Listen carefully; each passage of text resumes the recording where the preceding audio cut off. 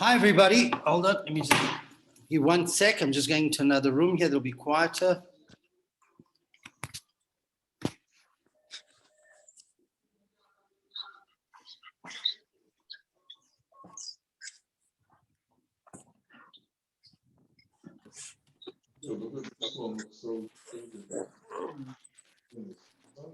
Where was this one? Oh. Okay, we can start. Good evening, everybody. I just want to get Rabbi. just to see where we're up to. And then I'm going to ask everybody to mute yourself unless you have a question. Okay?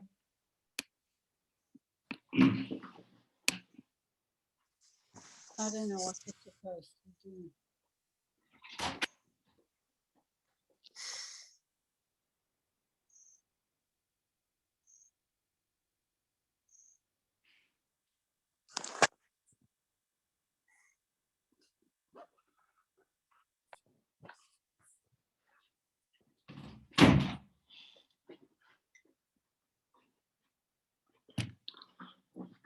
Aye. Okay. And according to me, we are up to Yeshua ben Prachia. This is an absolute, every time you learn one of these Mishnayos, you actually see how life-changing they are. And really what we're trying to do is take the takeaway for us in 2021, with all the issues that we're facing, we are trying to take the takeaways, how we can actually transform our life and how it can help us. Okay. So, and then I'm just going to end this year by speaking a little bit about Pesach, because we've got to get ready for Pesach. And the spiritual dimension of Pesach is absolutely unbelievable. Now, let's go through the flow of the book. The first Mishnah told us about a 5-step program of how to transform our life. We have to have a dream, whether that dream is achieving something, whether it's fixing up a character flaw, whatever it might be, we have to do what we have to do. And then we had the 5-step program from humility all the way to making a difference in the world. Then we spoke about the 3 pillars. Then we spoke about how we have to serve God with love and with fear. And then we spoke about the ambience in the home and how the home has to be. And then we started to speak about, after that, right, it's about how the home. Now we're going to speak about how you deal with your friends and neighbors. Okay, so this really gets interesting. How you deal with your friends and neighbors. That's the flow. Yeshua ben Parachia, Vinitar Bailey. So now we said like this. There were 2 sages that ruled the community. Yeshua ben Parachia was the head of the community, and Nitar Bailey was the Ab Beis Din. He was the head of the Beit Din. And Kibla Mehem, they received the oral tradition from the 2 Yossis that we discussed last week. Yeshua ben Parachia says, Asa lecha Rav, appoint yourself a teacher. Okay? Ukona lecha Rav, ukona lecha chaver, and acquire a friend. Don es kol ha'adam lekav schus, and judge everybody favorably. Now, what are the questions you should all have? Number 1, we could have all written this Mishnah. It sounds too easy. Number 2, what does it mean? What does it mean? Appoint a teacher and acquire a friend. Should either say, could have just said, appoint a teacher and a friend. What does it mean, appoint and acquire? And judge everybody favorably. Why judge at all? Okay, what does it mean to judge people favorably? Okay, so first of all, what it means is as follows. Everybody in life has to have a mentor. Now, what does a mentor mean? A mentor is somebody who is wise, somebody who's experienced, somebody who's knowledgeable in the subject and cares for you. Those are the key factors. They're wise, they're experienced, they're knowledgeable about the issues, and they care for you. You have to acquire a person. You have to appoint such a person. What does mean appoint? There has to be a little bit of a distance between you and that person, but it's imperative that you have a mentor, because a mentor can tell you, he just sees the bigger picture. He can just guide you, and you look up to him. In Chabad, we call it a mashpia, somebody who really cares for you and cares for your self-growth, etc., etc. But he's wise enough to understand the world as well. And whether it be, and you can have a few mentors, by the way. One can be for business, one can be for spiritual growth, etc., etc., etc. But every single person has to have a mentor. and you appoint that person. It's not chummy with that person. And then when it comes to a friend, you acquire a friend. Now, to me, this is unbelievable. What does it mean, acquire a friend? It means in friendship, you have to invest. Now, in order to invest in friendship, you have to be very together and balanced within yourself. Let me clarify what that means. You invite a friend over, you put effort into it. I'll take you out for dinner, you take me out for dinner, but you push it, you invest in it. And you take a long-term view. Because why is a friend so important? Number one, the people you hang around with will actually lift you up or bring you down. If every single day you're getting together with a bunch of friends who saying nasty things and lashon hara and gossipy, you'll pick up that. But if you acquire a friend who's of good character, eventually his perfume, so to speak, his fragrance will rub off on you as well. And that's why it says acquire a friend, but you've got to invest. You've got to invest in friendship. Invest in friendship means you've got to put time, effort, and at times you're not going to get a response. Just like you invest in a share or in a business, you've got to invest. You've got to keep investing. Don't think it's going to be immediate. A deep person, it's going to take a long time, but you have to have a friend. And also a friend you can pour your heart out to, and he can admonish you in a nice way. So it's just so imperative. Now, most people have hundreds of acquaintances, but how many people have true friends? There's a person in the city that most of you probably know. His name is Uri Cross. To me, he's one of the best friends. Why is Uri Cross a good friend? He just puts effort into a friendship. Let me tell you, he goes swimming with a group of friends at 5 a.m. But he has to take his kids to school. So he rushes to take his kids to school, and they all stay and have coffee. So he comes back to have coffee with them, even though he gets there late. Now, that's crazy effort, but that's what friendship needs. Friendship needs effort. But if you're not together within yourself, and we're going to come back to that at the end of this year, if you're not together with yourself, if you're investing in a friendship and you don't get back exactly what you want, you take it very personally and you think the person hates you, etc., etc. So in order to be a good friend, by the way, you've got to be very together within yourself. You have to be very balanced within yourself. But if you've got a chip on your shoulder, as soon as you don't read it right, or you phone the person, he doesn't phone you back immediately, or you email the person and he doesn't email you back, you start thinking the worst. He doesn't email me, he doesn't care for me. People are bombarded with emails. We don't even know how to cope with them. So I'm sorry it didn't take 10 minutes to get back to you. And that's what it says. But you have to acquire a friend. You have to invest in friendship. You have to put a lot into it. You can't speak too much about that. Okay, so appoint a teacher is above you, and this is speaking about a mentor. It's not telling about a rabbi to tell you this is kosher, this is not kosher. This is a mentor in life who's got experience. You appoint him, there's that distance, but when it comes to a friend, you've got to invest in friendship. And then when it comes to, and then it says judge everybody favorably. Now, let me tell you who wins from judging people favorably. So first of all, this is the most amazing thing. When we hear something bad about a person, by and large, we believe it immediately. Look what somebody did, even though we're not 100% sure. According to Jewish belief, that's absolutely forbidden to do. You're not allowed to jump to a conclusion, no matter what society does. You're not allowed to jump to a conclusion if you've heard something bad about somebody.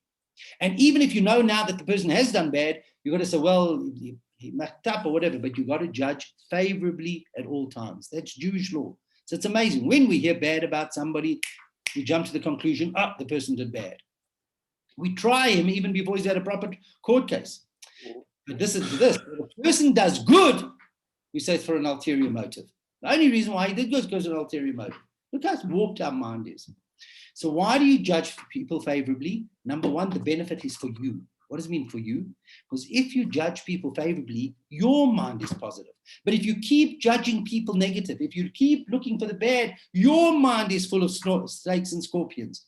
I said it once before. Joseph's brothers threw him into a pit. And the Torah says about that well that they threw him into, it says, the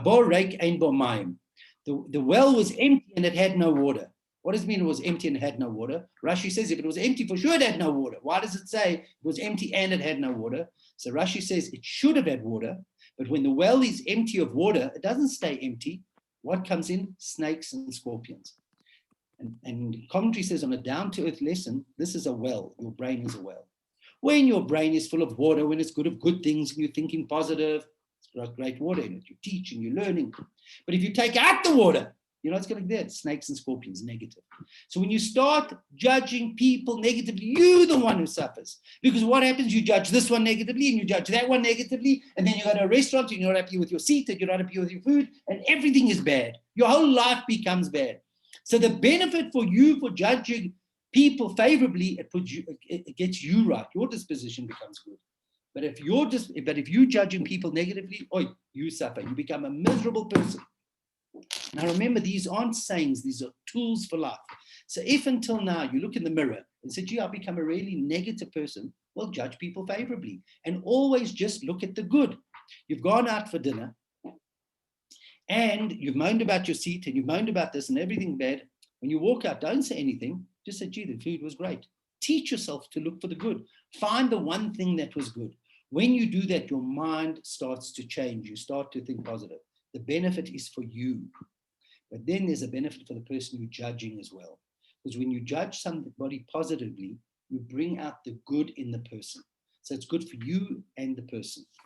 There's a very famous story with the first Lubavitcher Rabbi. I love this story. The first Lubavitcher Rabbi went around, was fundraising for somebody who was thrown in prison. Father was thrown in prison, a lot of kids. He goes to a town. I can't remember if I told the story here, but I have told it a lot. He goes to a town collecting money to try to get this man out of prison. He gets to a little town. He asks everybody to help. Some people do help. Anyways, he doesn't collect enough. He says, is there anybody else in the town I can go to? So they say, yeah, there's a guy in the corner of the town over there, the edge of the town. He's a miser. He's a wealthy miser. Don't even go to him. You know what he's going to do? He's going to listen to your whole story. He's going to say, I want to help. He's going to go to his cabinet. He's going to take it, a kopeck, a rusty kopeck. It's a coin, and he's going to throw it at you. That's what he does to everybody who goes to collect. So we don't even go to him anymore. The Alter Rebbe says, I want to go to him. The Alter Rebbe goes to him, sits down with the man, and he tells the man this. The man says, tell me the story. The Alter Rebbe tells the whole story. The guy was thrown in prison, etc., etc. He says, I want to help. He goes to his cabinet, opens up the cabinet, looks around, he finds his rusty old kopeck, he throws it at the Alter Rebbe. The Alter Rebbe says, thank you very much. This will help. And he walks out. As the Alter Rebbe gets to the gate, the guy comes running down. He says, come back and tell me the story again. And the Alter Rebbe comes back and he sits down and tells him the story again. And he says, you know what? And he doubles it. He gives him 2 kopecks. The Alter Rebbe says, thank you very much. Walks out, goes to the gate. The guy comes him back. Tell me the story again. Alter Rebbe tells him the story again, and he increases the donation. And this goes on and on and on until the guy pays the entire ransom. And then afterwards, he told the Alter Rebbe the following story. So let me tell you a story. I was very, very poor many years ago, very poor. One time, this little town had a communal connection. They needed money for something. And I wanted to help. I was very poor. And when it came, I gave this little rusty kopeck. I wanted to help. And the chairman of the committee, the chairman of the community, took the kopeck and he threw it back at me. He said, this won't help. I said, I was so publicly humiliated. I was so hurt because it came from my heart. I made a resolution. I would never, ever help until somebody took this kopeck. So people have come before. They won't take the kopeck. You were the first person who took the kopeck. You were the first person who took the kopeck. That touched my heart. So what really happened over there? The Alter Rebbe saw through the facade. When you see somebody behaving badly, look beyond the facade and you'll see there's good there. There's just issues there. And the Alter Rebbe was able to do that. And that's what it means to judge good. And that's why it says, judge everybody good, because deep down, there's good there. Let me tell you a story. There's a father and a mother. And this father and mother they're blessed with twins. But guess what? As the twins grow, the kids are now 12 and 13, they look at the twins. The one is a born optimist and the one is a born pessimist. The parents are going dilly-willy watching these 2 kids. They don't know what to do. So they take the kids to a psychologist. Psychologist takes the negative kid, takes the pessimist, says, come kid, I want to test you. Takes the kid into Toys R Us and says, kid, take my credit card. You can buy whatever you want in the whole store. The kid bursts out crying. The psychologist says, why are you crying? No, I'm crying. I'm going to break everything here. Well, the psychologist says, boy, are you a pessimist? He then takes the optimist. He says, optimist, come with me. And he takes the optimist for a drive and they go to 4 ways to a little small holding. And he says, He goes there and he takes him to the small holding, and there's a big barn, and the barn is full of poo. He says, kid, go. The kid bursts out laughing. The kid is the happiest kid. Sees all this dung, he's the happiest kid. The psychologist says, why are you happy? He says, you know what, with all this dung, there must be a pony somewhere. Think about that. That's the difference between an optimist and a pessimist. The optimist always looks for good. And by looking for good, that's why it says judge. Why? Because the question is, why does it say judge favorably? It should say don't judge. Because by judging favorably, when you see poo, when you see negative, if you look deep beyond, you'll find the good. Bring the good. So when you're judging somebody good, you're not only helping yourself that you think more positive, you're bringing out the good in the other individual.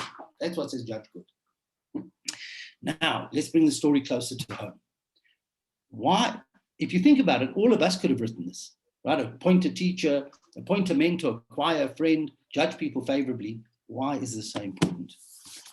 Yeshua ben Parachia had a group of students, and he was a very learned, he was the greatest sage of his generation, and he had a small yeshiva. And Yeshua ben Parachia was traveling with his students, and they got to a hotel, they got to an inn, and one of his students commented about the receptionist's eyes. Yeshua ben Parachia said, you know what, that's not the way one of my students behave. And he expelled him. He expelled him in order that the person should reflect and introspect and come back and repent. He made a mistake. Now, in Jewish law, you only have to apologize 3 times. Why? Because we all can muck up, but if you want God to forgive you, you've got to be forgiving of other people. So the guy comes back the first time and he apologizes. He introspects, he reflects, and he comes back and he says, I'm so sorry what I did. Yeshua ben Parachia says, no, go repent again. Go away. I'm not accepting. The guy goes away, reflects, he comes back a second time. Yeshua ben Parachia rejects him. Not enough. The third time he comes, Yeshua ben Parachia is saying Shema. You're not allowed to interrupt Shema. The guy comes begging forgiveness. Yeshua ben Parachia says like this, wait, I'm saying Shema. The student misread it and thought he was being rejected again. And he just spiraled downward. He thought he was being rejected and his whole world caved in upon him. He thought the whole world was against him. Yeah, his teacher, he didn't judge his teacher favorably. His teacher had rejected him. He thought his teacher had rejected him and he spiraled downward. Now, he was an interesting character because he didn't really have friends. He was a bit of a loner and he just spiraled downward and downward and downward. He was very bright, downward and downward and downward. And eventually he started another religion. And who was that? That was none other, according to Jewish tradition, than Jesus. Right? That was how Yoshka came about. He was just so hurt. From then on, Yeshua ben Parachia lived with his credo, lived with his teaching. If I would have judged him favorably and he would have judged me favorably, this would never have happened. Because understanding Yoshka was a loner because of his family situation. If you know his family situation well, he didn't have a mentor. If he would have had a mentor, if he would have had a friend, if he would have judged me favorably, and I would have judged him favorably, this whole thing would never have happened. And that's what this mission is all about. So now we're trying to learn this on a level of takeaway. What's the takeaway for us in this day in March 2021? You have to have a mentor. And if you don't have a mentor until now, get a mentor. Just a mentor that you can speak to. And a person has to have a very good friend that you can confide in. A friend. They always say a beautiful thing about a friend. A friend in need is a pain in the neck. What does it mean, a pain in the neck? Because at times they're a pain. You've got to help them, but you need to have somebody like that. You need to have somebody who will help you when things are going bad. And you've got to judge people favorably. You've got to judge people. There's a beautiful story, by the way, with LaGuardia. LaGuardia is an airport in New York. But LaGuardia, I think, was a mayor or governor of New York. And in the time of the Depression, he was running a small claims court. And a lady, I think she was a widow, and she had her mother who was also a widow staying with her, and she had young kids. And she was starving in the time of the Depression in the early 30s in America, in New York. And she ran and went into a supermarket and she stole something. And the storekeeper wanted to set an example. So what did he do? He took her to court. And LaGuardia judged the case. And he heard the case and he said, you know what? You're right here. This woman had no right to do that. And he fined the woman for going in and stealing a piece of bread or stealing whatever she stole You find her $20 because although there's a depression, you have no right to do that. Right? Because you just don't do that, no matter how tough things are. Even though you've got a widow mother and your kids are starving, you just don't do that. Find her $20. And then he looked at all the people in the court and he said, you know what? I'm finding everybody a $1 to pay the $20 for this woman, because how can a city fall so low that people that a widow has to go through such a situation? And that's what it means to judge favorably. Honesty, they're the key words. Honesty without compassion is hostility.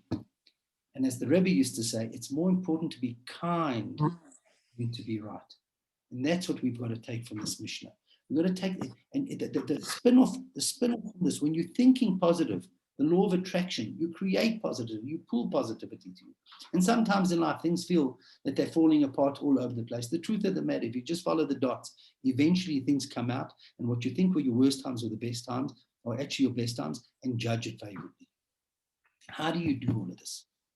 So in the last 9 minutes that we got, because I promised I'm going to keep you more than, okay, I'm going to keep you a few more minutes today. I can't remember if this year is 20 minutes or half an hour, but in a few more minutes, we're going to be celebrating a festival called Pesach. If you understand what this festival is all about, and it says a few weeks before you're going to start preparing for Pesach.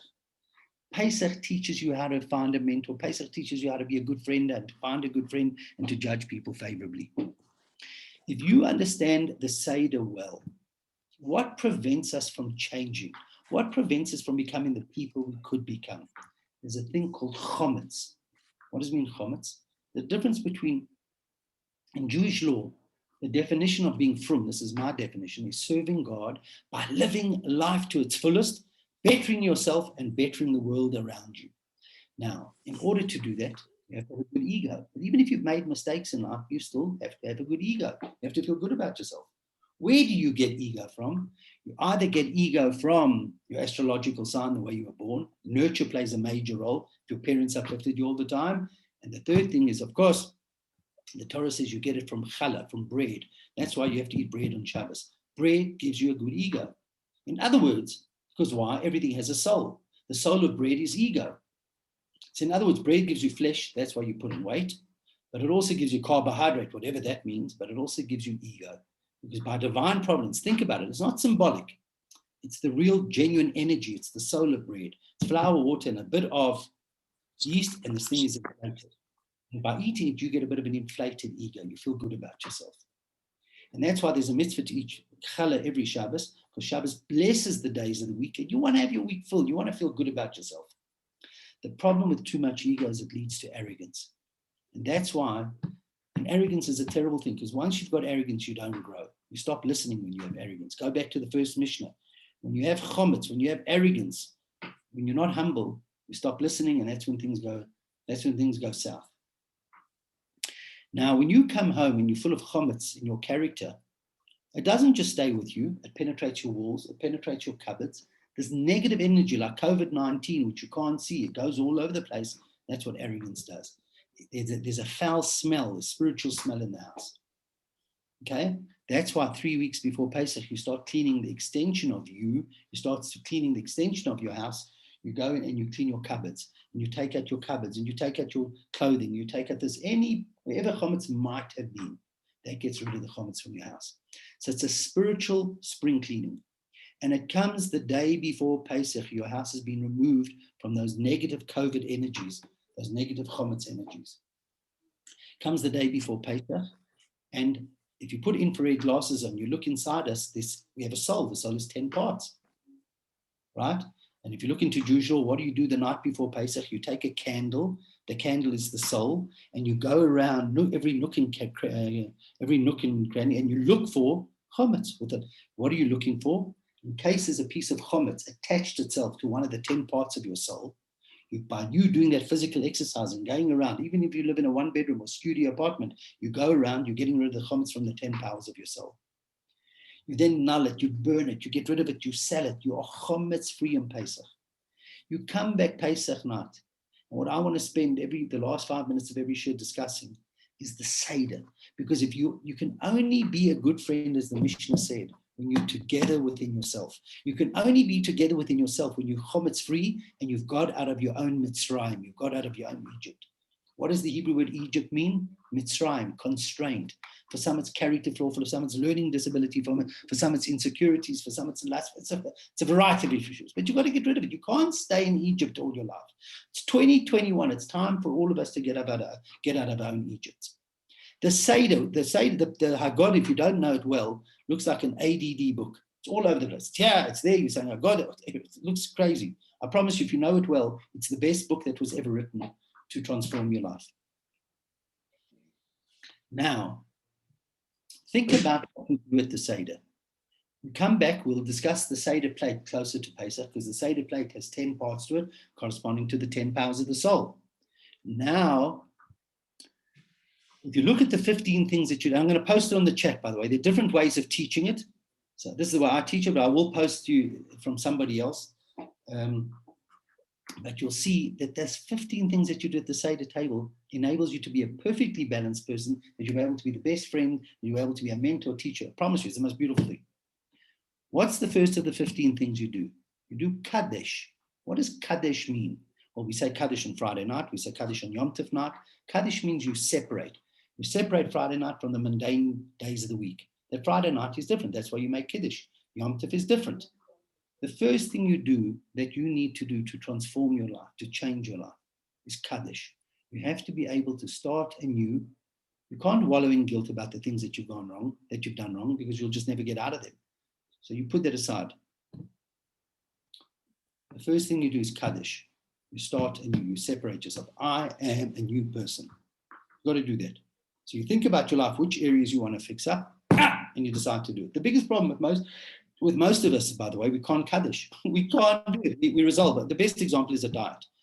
I am starting to diet from today. So let's say it's Monday morning. I'm starting to diet. Tuesday afternoon, we see this big fat cake. I'm starting again.